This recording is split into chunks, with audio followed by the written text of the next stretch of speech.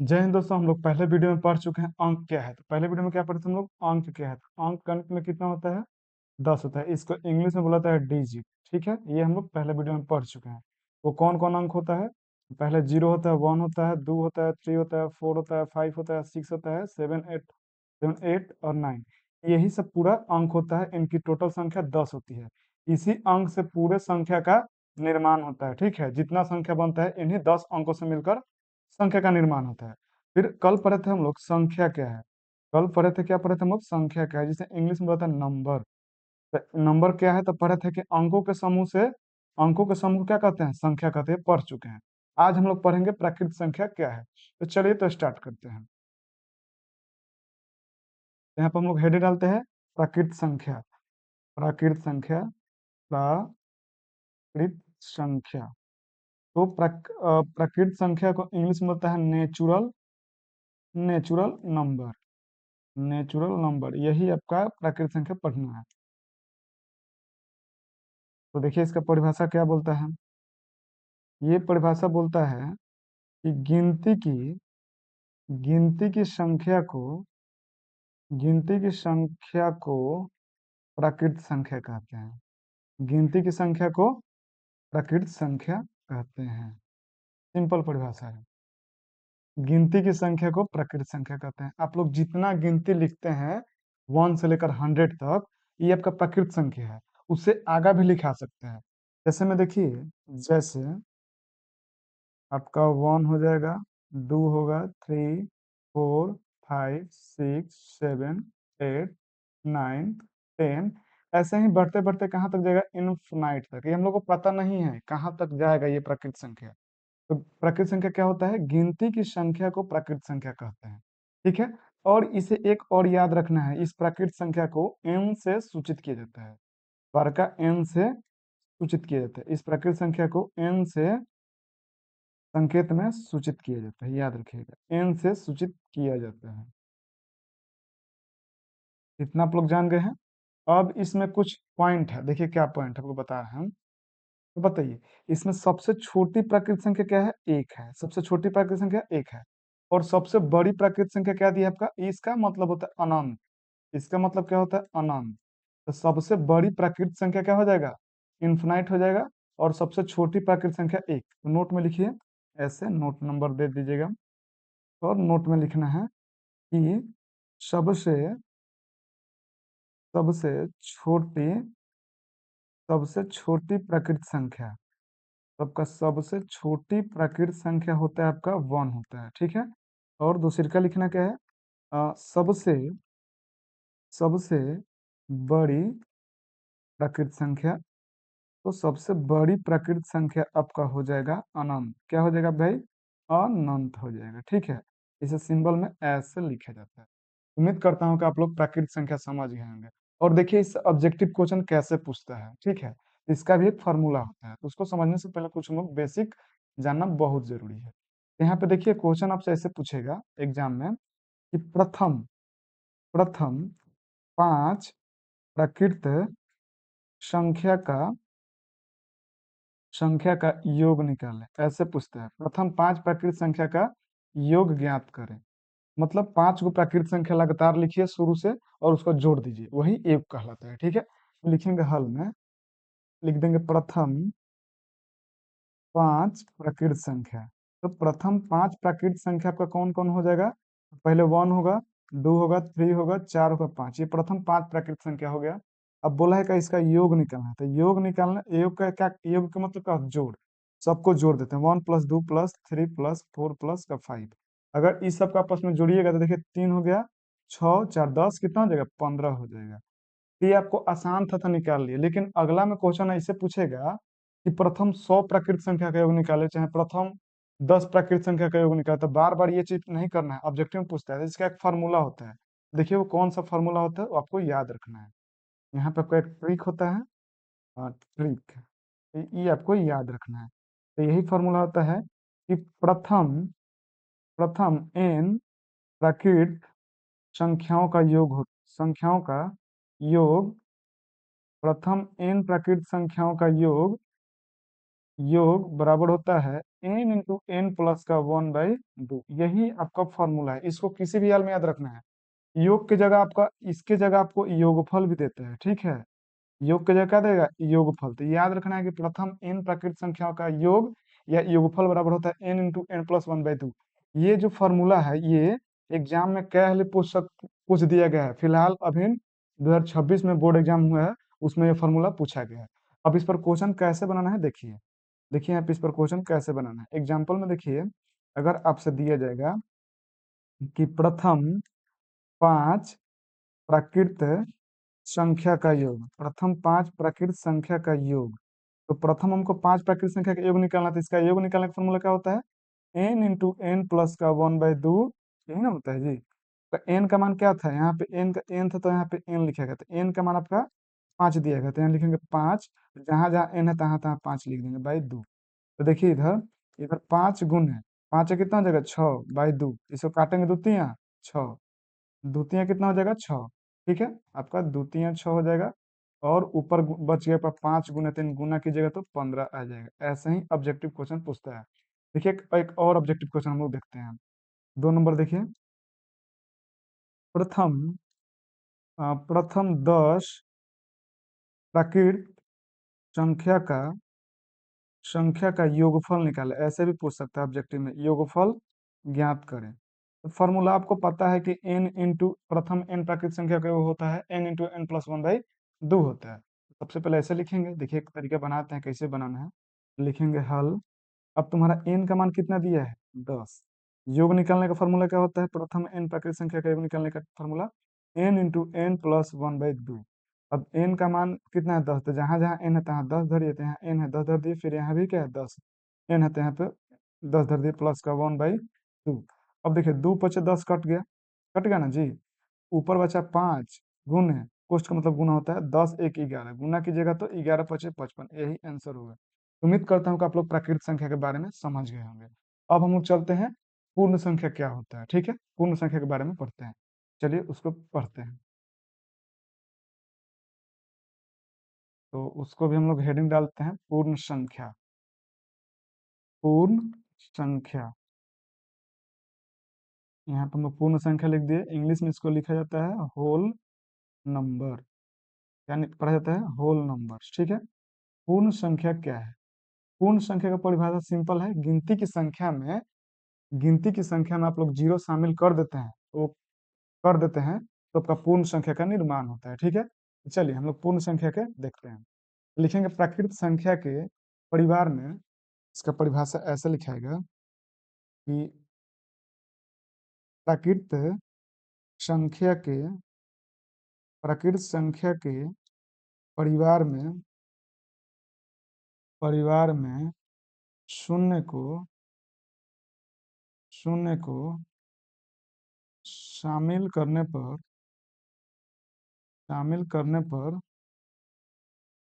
शामिल करने पर पूर्ण संख्या का परिवार प्राप्त होता है। पूर्ण संख्या का परिवार प्राप्त होता है, ठीक है। प्राकृत संख्या भी पढ़ रहे हैं, गिनती की संख्या को प्राकृत संख्या कहते हैं। तब प्राकृत संख्या के परिवार में शून्य को शामिल करने पर पूर्ण संख्या का परिवार प्राप्त होता है, ठीक है। और इसमें एक लाइन और लिख लीजिएगा कि इसे पूर्ण संख्या को इसे संकेत में संकेत में डब्लू से सूचित किया जाता है। डब्लू से सूचित किया जाता है, ठीक है। डब्लू से सूचित किया जाता है। अब इसका हम लोग एग्जाम्पल देखते हैं। एग्जाम्पल में देखिए, एग्जाम्पल में देखिए एग्जाम्पल में देखिए यहाँ पे जैसे में लिखते हैं हम लोग पूर्ण संख्या। एग्जाम्पल पूर्ण संख्या, इसे संकेत में किसे डब्लू से सूचित किया।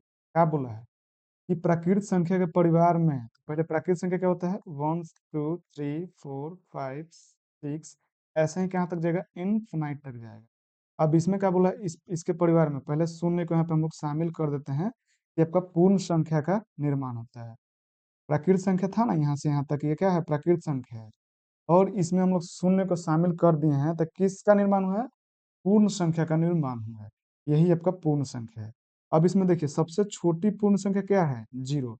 और सबसे बड़ी पूर्ण संख्या क्या है, बोलिए। सबसे बड़ी पूर्ण संख्या आपका इन्फिनाइट है। तो लिखना है नोट में, इसको नोट में हम लोग लिखते हैं, इसको ऊपर घसका देते हैं। और नोट में लिखना है,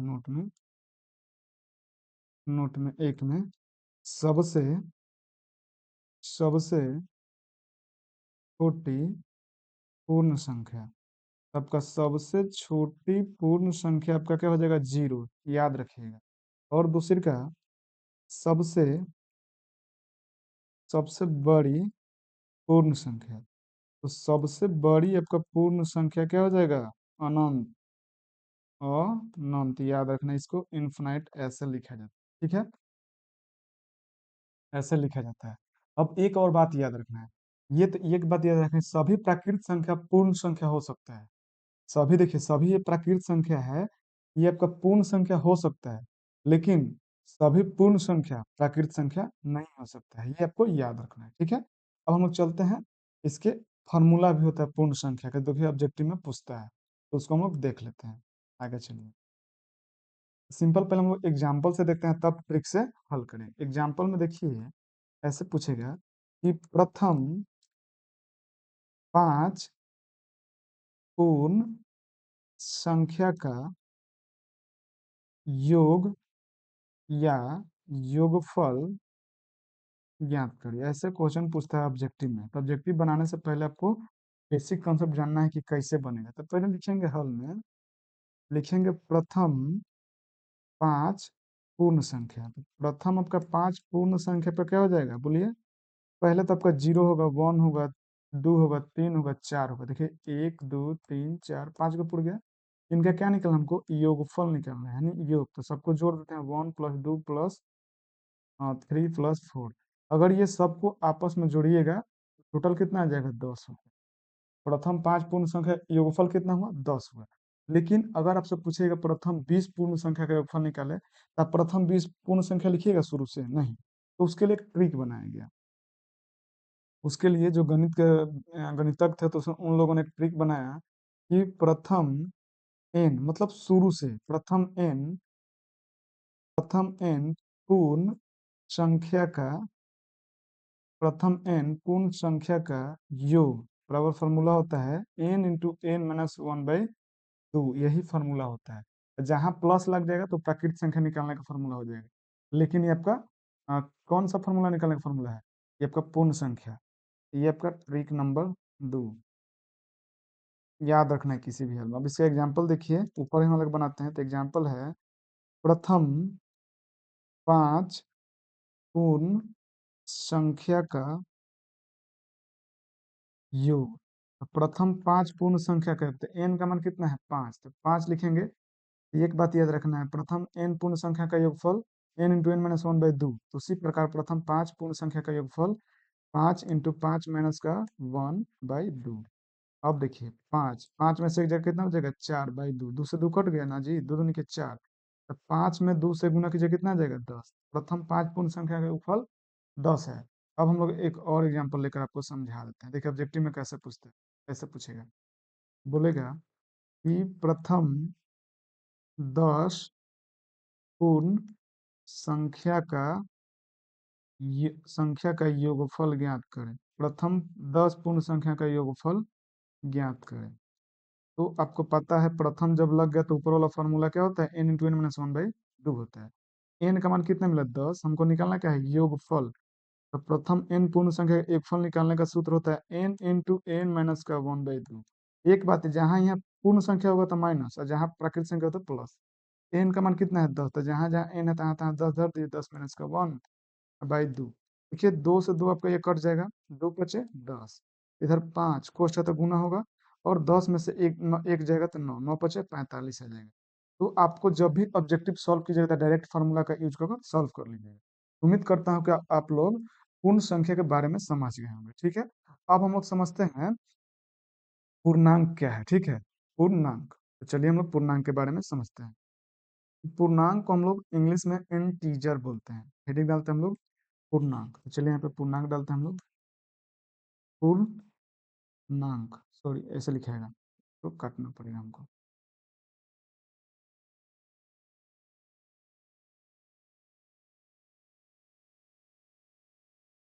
पूर्णांक आपका ऐसे लिखाता है, पूर्णांक जिसे इंग्लिश में बोला जाता है इंटीजर। क्या बोला जाता है आपको? इंटीजर बोला जाता है। पूर्णांक संख्या लिखिए, पूर्णांक संख्याएं, तो इसको इंग्लिश में बोलते हैं इंटीजर नंबर्स। इंटीजर नंबर्स, इसमें तो आपको दिक्कत नहीं होना चाहिए। देखिए पूर्णांक क्या कहता है, पहले इसको समझिए क्या कहता है। तो बोलता है कि जिन संख्याओं में, बोलेगा जिन संख्याओं में दशमलव दशमलव नहीं होता है, यानी डेसिमल नहीं होता है, उन्हें क्या कहते हैं? उन्हें उन्हें पूर्णांक कहते हैं। उन्हें पूर्णांक कहते हैं। समझ में आया जी? मतलब जिन संख्याओं में दशमलव नहीं होगा वो क्या कहलाएगा? पूर्णांक। जैसे मैं एग्जांपल में देखिए आपको, देखिए एग्जाम्पल में देखिए, मतलब पूर्णांक मतलब वो पूरा पूरा होना चाहिए, नहीं तो एक परिभाषा याद रखना है कि जिन संख्याओं में दशमलव नहीं होता है उन्हें पूर्णांक कहते हैं। एग्जाम्पल में देखिए आपको वन, तो वन में दशमलव है जी? नहीं है, ये आपका पूर्णांक है। तीन, इसमें दशमलव है? नहीं है, ये भी पूर्णांक है। दो, इसमें दशमलव है? नहीं है। माइनस तीन में दशमलव है? नहीं है। माइनस चार में दशमलव है? नहीं है। रूट थ्री में दशमलव है? नहीं, ये आपका नहीं, ये नहीं हो सकता, इसमें दशमलव आ जाएगा। इसका मान निकलेगा तो दशमलव में आ जाएगा। इसको हम लोग क्या करते हैं? डिलीट करते हैं। जीरो में दशमलव है? देखिए यहाँ पे जीरो में दशमलव है? नहीं है, तभी पूर्णांक है। लेकिन अगर आपको यहाँ पे देखिए, ये सब क्या है? ये सब आपका पूर्णांक है, इंटीजर है। ये सब आपका क्या है? पूर्णांक है। ये सब आपका पूर्णांक है। अब पूर्णांक कौन कौन नहीं है आप पहचानिए। यहाँ पे देखिए, अगर आपको दिया जाएगा 5/2, तो ये पूर्णांक है? ये पूर्णांक नहीं है, क्योंकि भाग दीजिएगा तो 2.5 आएगा, तो ये दशमलव इसमें लगे तो पूर्णांक नहीं होगा, क्योंकि परिभाषा हम लोग अभी पढ़े हैं ऊपर की। जिन संख्याओं में देखिए, जिन संख्याओं में दशमलव नहीं होता है उन्हें पूर्णांक कहते हैं। इसमें दशमलव लग गया। उसी प्रकार रूट 3, तो इसका मान होता है 1.732 लगभग होता है। इसका मान निकले तो दशमलव में आ गया, तो ये पूर्णांक नहीं होगा। ये भी क्या होगा? पूर्णांक नहीं होगा। अगर यहाँ पे 2/4 दे दिया, ये भी दशमलव में है, तो ये भी पूर्णांक नहीं होगा। यहाँ बाटा में रहेगा, वो भी पूर्णांक नहीं होगा। लेकिन 10/2 आपका पूर्णांक है कि नहीं? तो ये पूर्णांक है। 2×5 = 10, इसमें दशमलव आया? नहीं, तो ये पूर्णांक आपका है। अगर उसी प्रकार 0.567, ये पूर्णांक है कि नहीं? तो ये पूर्णांक नहीं है, क्योंकि दशमलव लग गया। ये इसी को क्या पढ़ा जाता है? दशमलव। कोई भी संख्या में दशमलव लग जाएगा तो पूर्णांक होगा, नहीं तो पूर्णांक नहीं होगा। दशमलव नहीं लगेगा तो पूर्णांक होगा। अब हम लोग चलते हैं पूर्णांक के प्रकार पढ़ते हैं, ठीक है? तो आगे पढ़ें। पूर्णांक समझ गए होंगे। अब हम लोग पढ़ते हैं पूर्णांक, तो लिखेंगे पूर्णांक इंटीजर, इसको इंग्लिश में इंटीजर बोल। पूर्णांक तीन प्रकार के होते हैं। पूर्णांक पूर्णांक तीन प्रकार के होते हैं। पूर्णांक आपका तीन प्रकार के होते हैं। पहला होता है धनात्मक, मतलब वो प्लस में रहेगा। धनात्मक पूर्णांक, इसको इंग्लिश में बोला जाता है पॉजिटिव इंटीजर। इसको इंग्लिश में बोला जाता है पॉजिटिव इंटीजर। ठीक है? जैसे देखिए, जैसे में ये कोई भी संख्या रहेगा लेकिन वो प्लस में रहेगा, तो आपका हो जाएगा 1, 2, 3, 4, 5, 6, 7, 8, 9। ऐसे ही कहाँ तक जाएगा? प्लस इन्फिनाइट तक जाएगा, क्योंकि आपका पॉजिटिव इंटीजर है, सब ये क्या है? ये प्लस में है। और दूसरी का आपका प्रकार होता है, अगर देखिए पूर्णांक का तीन प्रकार होता है। दूसरी का आपका होगा ऋणात्मक पूर्णांक। ऋणात्मक पूर्णांक, ये आपका कौन सा पूर्णांक है? ऋणात्मक पूर्णांक, जिसे इंग्लिश में होता है नेगेटिव इंटीजर। ठीक है? Negative integer. अब इसको जैसे में देखिए, नेगेटिव के ऋणात्मक मतलब का वो ऋण में होगा, मतलब पहले ही से माइनस। देखिए -1, -2, -3, -4, -5, -6, -7, -8, ये आपका माइनस में। ठीक है? और -9, उसी प्रकार -इन्फिनाइट, मतलब ऋणात्मक में। सब में क्या लगेगा? माइनस लगेगा तो ऋणात्मक होगा। आज सब में ऐसे रहेगा, प्लस में कुछ भी ना लगे, उसमें सिंपल हो 1, 2, 3, 4, 5, वो प्लस में रहेगा, तो आपका धनात्मक पूर्णांक होगा। और एक तीसरी का आपका होता है क्या आपका होता है आपका शून्य पूर्णांक। कौन सा पूर्णांक? शून्य पूर्णांक। शून्य जिसे इंग्लिश में बोलता है जीरो इंटीजर। जीरो इंटीजर ये आपका शून्य पूर्णांक है, ठीक है। ये आपका शून्य पूर्णांक है। तो इसका जैसे में केवल क्या हो जाएगा? जीरो, केवल शून्य होगा। अब हम लोग आते हैं पूर्णांक को संख्या रेखा पर कैसे दर्शाया जाता है। देखिए, ये आपका पूर्णांक यहाँ पे लिखेंगे। पूर्णांक, अगर आपसे कोई पूछेगा पूर्णांक क्या है तो ऐसे सिंपल बोलते बोलिएगा माइनस इनफिनाइट से लेकर ऐसे तक, फिर -3, -2, -1, फिर बीच में जीरो आएगा, फिर 1 2 3 ऐसे ही प्लस प्लस ऐसे ही जाएगा। ये आपका कौन सा पूर्णांक है? पूर्णांक है, ठीक है। तो आपका इधर नेगेटिव इंटीजर है, मतलब ऋणात्मक पूर्णांक, और इधर कौन सा पूर्णांक है? धनात्मक पूर्णांक। और बीच में कौन सा पूर्णांक है? शून्य पूर्णांक। तो नोट में आपको लिखना क्या है? नोट नंबर वन में, नोट नंबर वन में लिखना है सबसे सबसे छोटी पूर्णांक।